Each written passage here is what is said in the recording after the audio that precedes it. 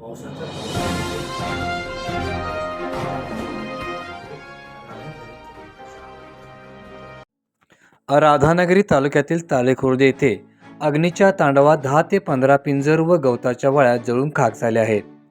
आग विझवण्यासाठी भोगावती कारखान्याचा अग्निशामक घटनास्थळी दाखल झाला. मात्र अग्निशामक येईपर्यंत पिंजराच्या वळ्या राखेत जमा झाल्या होत्या.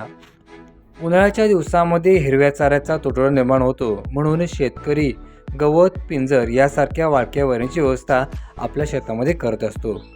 मात्र या वैरणी आगीच्या भक्ष्यस्थानी सापडल्यामुळे येथील शेतकरी चिंताग्रस्त झाला आहे.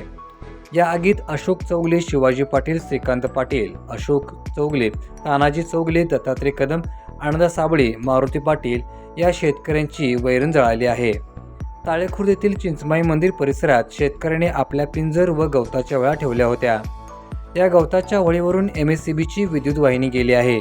या वाहिनीमध्ये काहीतरी बिघाड होऊन पिंजराच्या वळीला आग लागल्याचं शेतकऱ्याने सांगितलं आहे. त्यामुळे शेतकऱ्यांना महावितरण किंवा शासनाकडून आर्थिक मदतीची अपेक्षा व्यक्त केली आहे.